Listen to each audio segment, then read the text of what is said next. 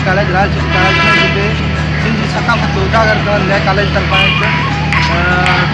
एकता के हवाले से तकरीब उठाई गई है। आदौर के शागिर्दनि एकता सां वीचार वठे। बिस्मिल्लाहिर्रहमानिर्रहीम। असांजी सिंधी सकाफ़त 5000 साल खां बि पुरानी आहे। असां वञी सकाफ़त दिल्ली जोश में मल्हाए रहिया आहियूं ऐं असांखे ॾाढी ख़ुशी आहे त अॼु असां सकाफ़ती दिहाड़ो मल्हाए रहिया आहियूं। ये असीं पंहिंजे स्कूल में सकाफ़त जो ॾियारो मल्हाए रहिया आहियूं। सकाफ़त जेका पंहिंजे मुल्क जा ॿिए लाइ मल्हाई वेंदी आहे, जीअं असीं पंहिंजे सिंध लाइ सकाफ़त असीं सभु सिंधी आहियूं। सिंधी गॾिजी नारे सिंध। असांखे तमामु घणी ख़ुशी आहे त असां एकता जो ॾींहुं मल्हाए रहिया आहियूं। दुनिया में किथे बि एकता जो ॾींहुं माना मुल्कनि में हिन शहर में किथे बि सिंध खां अलावा एकता जो ॾींहुं न मल्हायो वेंदो आहे।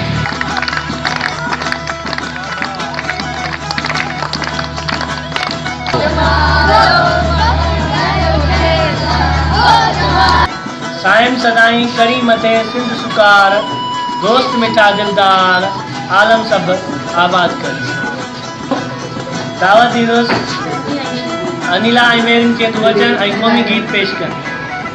जिए मुंहिंजी सिंध मत घोरिया पंहिंजी जिंद पंहिंजे अबाणे वतन तां, अबाणे वतन तां सिंध जे चवण सां जिए जिए ओ जिए मुंहिंजी सिंध मत घोरिया पंहिंजी जिंद पंहिंजे अबाणे वतन तां, अबाणे वतन तां सिंध जे चवण तां जिए जिए ओ जिए मुंहिंजी सिंध मत घोरिया पंहिंजी जिंद पंहिंजे अबाणे वतन तां।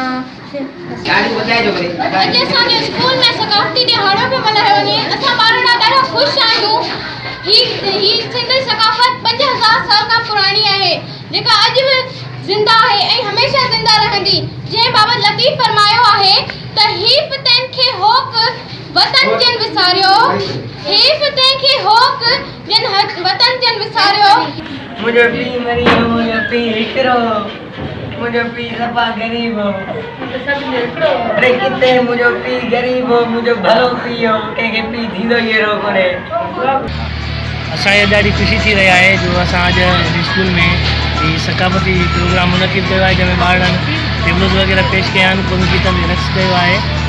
असां सिंधी हिकु अज़ीम तहज़ीब जा मालिक आहियूं ऐं उहा तहज़ीब जेका सदियनि खां क़ाइमु आहे ऐं हीउ जेको अॼु प्रोग्राम आहे इन सां जेका असांजी सकाफ़ती शयूं आहिनि उहे उजागर थियनि थियूं। जीअं अॻे मिसाल अजरक हुई, टोपी हुई, एतिरो ख़ासि माण्हुनि में शऊर न हुयो, पर हीअ जेके प्रोग्राम थिया आहिनि उनखां पोइ माण्हुनि में शऊर आयो आहे ऐं अजरक टोपी या उन सां गॾोगॾु ॿियनि शयुनि जे विकिरे तो रिवाज में जेको आहे या वापे में इज़ाफ़ो।